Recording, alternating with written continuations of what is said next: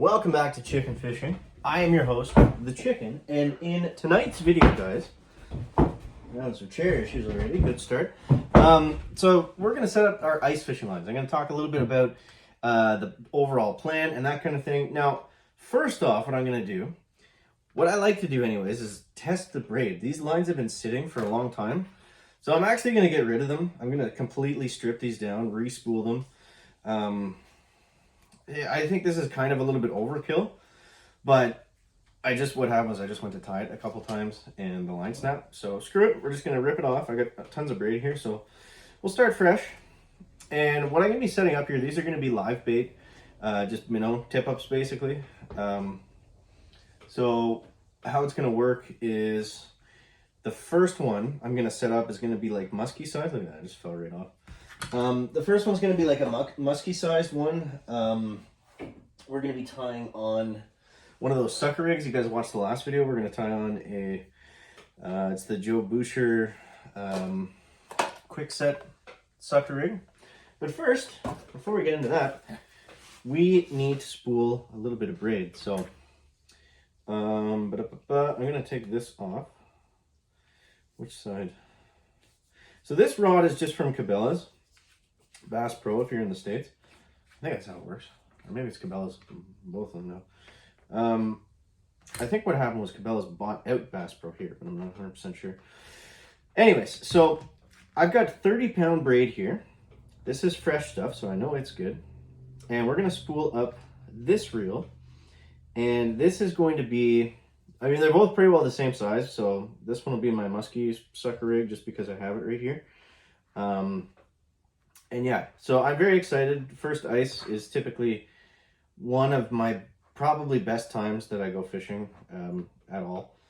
And I love to use really, really big musky sized suckers. They just seem to do well for walleye especially. That's what typically the spot that we go to, that's what we're going for, is big fat 30-inch walleye hopefully. So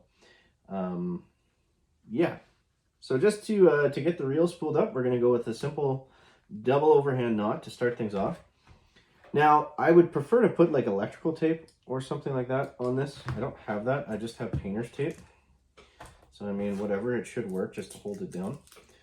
Don't need a lot. I basically just take a strip, take that strip, cut it in half. It'll at least hold it in place while I reel it in, but other than that, it's not really going to do whole pile much, but at least it's tape, unlike the last one which had nothing on it. It's kind of cold, so it's not really sticking well, but again, the purpose is just to simply hold that first little bit of line in as we go to spool it up. So if you guys know, I have a line spooler. It's the one you can get from Amazon, but I found just putting the spool on my toe and holding it in one hand and spooling it with the other one, if I can. It's just that those first couple spools you got to get right. Then it's fairly straightforward. All right, so we got, I think, a decent enough setup there now.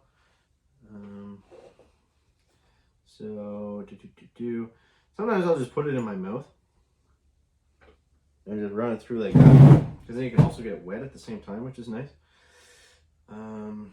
Yeah, how am I going to do this, chicken? What I can do actually is just step on it. There we go. Nope. Just got to be careful that we don't. I might grab that. I got that line spot. I mean, it's right here, so maybe we'll use it. I don't know, the last few times I just kind of threw it down, but you've also got to be able to hold it. Just for the sake of the video, I guess. So this thing's kind of cool. It it holds the line for you and it spins it too. So as the line comes off, it just holds it in place. So you can make it, kind of as tight or as loose as you want. So yeah, we can just hold that like so. Just prevents the line from becoming a big mess. And then the reel obviously sits right inside here, so we don't have to awkwardly hold it. And it's just like a little fishing rod almost, so it's super easy to hold. And again, it's just, once you get it started, it's easy. We got a little bit of slack here, so that's all right. So I'll show you right here. So just to get it started, we'll hold it out like this, and then it should just pull it, as long as the line's not twisted around, which it is. It's amazing how many things will go wrong during the video. Okay, take the whole thing off, just because that one line wrapped around that stupid knob. All right, there we go. Now we're starting again. So you pinch this in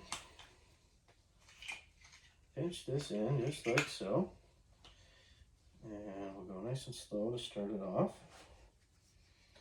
Okay, bear with me here. We will get it, I promise you. Okay. So then we can just simply just pull it in like that. So I mean, it's nice, it works. It's I think the best way to do it is like the rice cooker way with the just that pot with the hole in the lid, because then you can get it wet too, which is nice. So it just kind of, it keeps the memory a little bit better, and it just kind of spools nicer. But I don't need a ton of line on my ice fishing reels. The only reason I put more on is just just in case you get something big and it does decide to go for a run. The last thing you want is the line to run out and it snap off the reel, right? So we'll go a little bit more than that. I also want to save some of this braid, so I don't want to use all of it on this setup. And I don't know. I like to go fast, set the drag tight. Seems to be how it spools the best. And that's probably lots, honestly. So yeah, that's the Pacific Fun, I don't know how to say it, line spooler.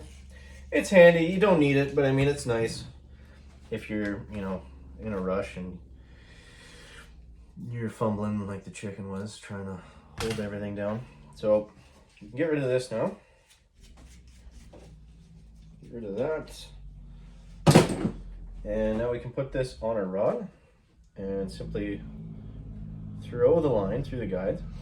I like making videos like this because I feel like people don't make them. Everything on YouTube now, it's so like, you know, it's so highly edited that you never see guys like really fishing, like cursing and swearing and getting hung up on stuff. I mean, some guys do. But it's nice just to show that everything is not, you know, perfect. I curse more tying up lures and, you know, getting lines set up like what we're doing right now, probably than the average person, I would say. But, you know, it's all part of the game. It's all part of the game. It just makes, when you get those big catches, so much more satisfying and rewarding. I mean, if fishing was easy, number one, everyone would do it. But number two, it wouldn't be as fun, right? You wouldn't, I don't know, you wouldn't feel as good. So, that is on. Now, we're going to be setting up the Joe Boucher sucker rig. So, to do this, I'm going to be using my trusty, well, my favorite knot that I definitely use the most this year, and that is just a simple Palomar knot. I'm going to, let's open that just in case we pull on it a little bit. Okay, so we basically, for this, it's kind of awkward for this rig because the hooks are so big and you got to pull it back through the knot. I mean, we could do, you know, like an overhand knot instead, but this one will be better. So, all right, so we're going to go like this, and then this side is going to go around the rig. If we can do that. It is kind of dark in here. So basically just pull the rig through that big dumb circle. Okay. And make sure it's not caught up anywhere. It's off that swivel. wet it at the knot. And that should be sturdy enough to not go anywhere. Okay. So, see what was happening before, I already shot this video once. What was happening before is I would get it to this point and the braid kept snapping. So that's why I just said, I did it like 4 times and then I was just like, fuck it. I'm just taking every single strand of that braid off because now I don't trust it and obviously it's no good. So we'll cut off the tag end here. And this is a pretty beefy setup, not gonna lie. It's a pretty beefy setup. The nice thing with live bait, you know, especially ice fishing, is you can go a little bit heavier, I find. It's not like in the summer where they have all these options and, you know, you're trying to finesse it a little bit more. This is the time of year we can really bring out that beefy tackle. So the way this rig works, it's really nice. So you've got the one main hook here. So that'll go through the nose of the sucker. Then you've got your stinger hook.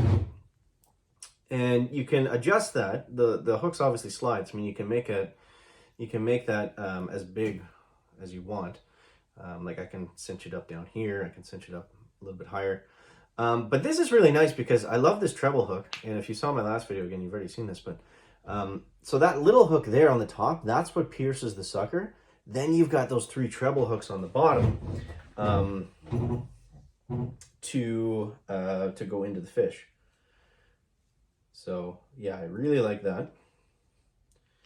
And let's close the bail. Try not to get anything wrapped up. And there we go. Okay, so that one is set.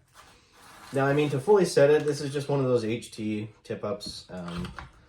It's nothing fancy. You put the flag down. I think I'm actually missing. I'm missing that little cylinder part, so I gotta find that. I don't really use it. I mean, I just go out and check every so often. I'm not huge on the flags because I find they're hit and miss. Sometimes they're great, sometimes they suck. Yeah. So, I don't know. The video's getting kind of long. Maybe we'll save that one for next installment. But anyways, so there's our first setup for ice fishing. Very excited for the season. Hope you guys are too. You want to see how we do with this? It'll probably be a few weeks, maybe a month. But make sure you subscribe to the channel. Catch you next one, guys. Check it out.